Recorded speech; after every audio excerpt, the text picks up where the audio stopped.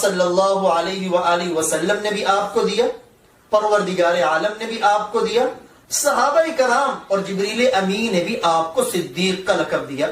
چنانچہ سورہ زمر آیت نمبر 33 اللہ تعالیٰ فرماتے ہیں وَالَّذِي جَاءَ بِالصِّدْقِ وَصَدَّقَ بِهِ، اور وہ شخص جو سچائی لایا، سچ لے کر آیا، اور وہ جس نے اس سچ کی تصدیق کی۔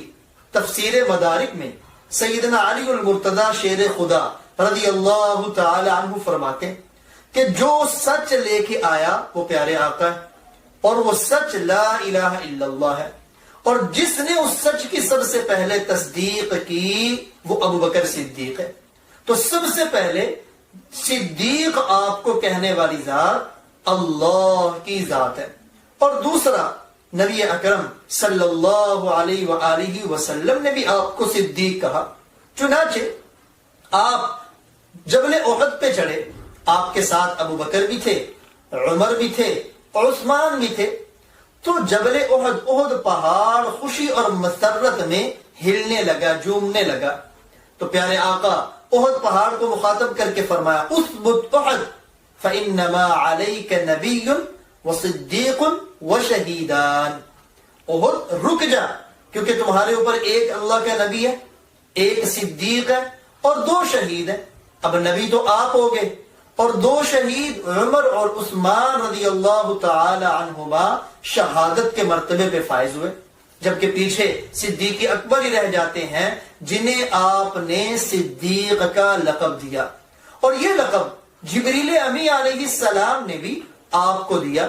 چنانچہ معراج کے موقع پر آپ صلی اللہ علیہ وآلہ وسلم نے جبریل امی کو مخاطب کر کے فرمایا ان قومی یتہمونی، کہ جب یہ معراج کا واقعہ میں اپنی قوم کو جا کے سناؤں گا تو میری قوم والے مجھے تکذیب کریں گے، مجھے جھٹلائیں گے۔ تو جبریل امی علیہ السلام نے فرمایا اگر آپ کی قوم آپ کو جھٹلائے گی تو آپ کا ابو بکر آپ کی تصدیق کرے گا، کیونکہ وہ صدیق ہے۔ صلی اللہ علیہ وآلہ وسلم جب تشریف لائے واپس، امی عائشہ صدیقہ رضی اللہ تعالیٰ عنہ بیان کرتی اگلی صبح جب آپ نے یہ واقعہ مکے والوں کے سامنے بیان کیا تو مکے والے یہ بات سنتے ہی فوراً دوڑے سیدنا ابو بکر صدیق رضی اللہ تعالیٰ عنہ کی طرف۔ اب پہنچے، جا کے کہنے لگے اے ابو بکر کیا بھلا ایسا ہو سکتا ہے کہ ایک آدمی رات کے تھوڑے سے حصے میں مسجد حرام سے مسجد اقصی جائے اور پھر واپس بھی آ جائے؟ تو صدیق اکبر نے پوچھا بتلاؤ یہ کہنے والا کون ہے؟ کہنے لگے تمہارے یار ہیں، یعنی پیارے نبی کی طرف اشارہ کرتے ہوئے۔ تو صدیق نے پوچھا اوا قال ذلک، کیا واقعی میرے پیارے نبی نے یہ الفاظ کہیں؟ تو انہوں نے کہا ہاں انہوں نے کہیں۔ تو صدیق اکبر رضی اللہ تعالی عنہ نے فرمایا اگر ان کی زبان سے نکلا ہے لقد صدق، تو بالکل بالیقین انہوں نے سچ کہا۔ وہ لوگ بڑے حیران ہوئے، حیرانگی میں کہنے لگے اچھا واقعی تم تصدیق کرتے ہو؟ تو صدیق اکبر رضی اللہ تعالی عنہ نے فرمایا یہ تو کوئی بڑی بات نہیں، ہم سے تو اس سے بھی زیادہ تعجب اور حیرانگی والی باتوں کی تصدیق کرتے ہیں کہ آپ فرماتے ہیں صبح و شام آسمانوں سے وہی میرے پاس آتی اور ہم تو اس پر بھی ایمان رکھتے ہیں۔ چنانچہ اس واقعے کے بعد، اس تصدیق کے بعد آپ کو صدیق کا لقب ملا اور آپ مشہور و معروف ہو گئے۔ مدینۃ العلم کے دروازے حیدر کرار صاحب ذوالفقار علی المرتضی شیر خدا رضی اللہ تعالی عنہ نے بھی یہ لقب آپ کو دیا۔ نزار بن سبرہ رضی اللہ تعالی عنہ کہتے ہیں ہم شیر خدا علی المرتضی کی بارگاہ میں بیٹھے ہوئے تھے، خوشطبی کر رہے تھے۔ ہم نے پوچھا آپ کے دوست کون ہیں، ان کے بارے میں بتلائیں۔ تو سیدنا علی فرمانے لگے میرے پیارے نبی کے سارے صحابہ وہ میرے دوست ہیں۔ ہم نے پوچھا ابو بکر کے بارے میں بتلائیں۔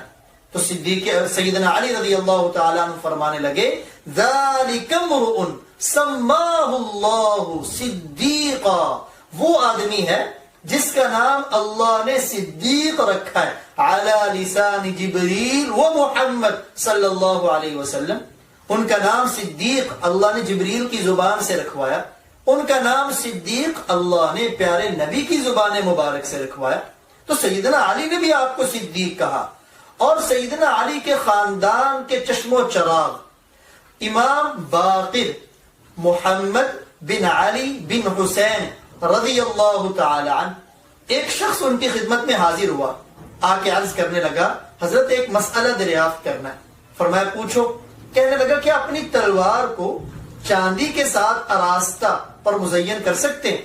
تو امام باقر رحمہ اللہ نے فرمایا لا بأس، کوئی حرج نہیں، کر سکتے۔ اور پھر فرمایا کہ صدیق اکبر رضی اللہ تعالی عنہ نے بھی اپنی تلوار کو چاندی سے آراستہ کیا تھا، تو ساتھ کہا ابو بکر صدیق نے۔ تو وہ سننے والا کہنے لگا کیا آپ بھی ابو بکر کو صدیق کہتے ہیں؟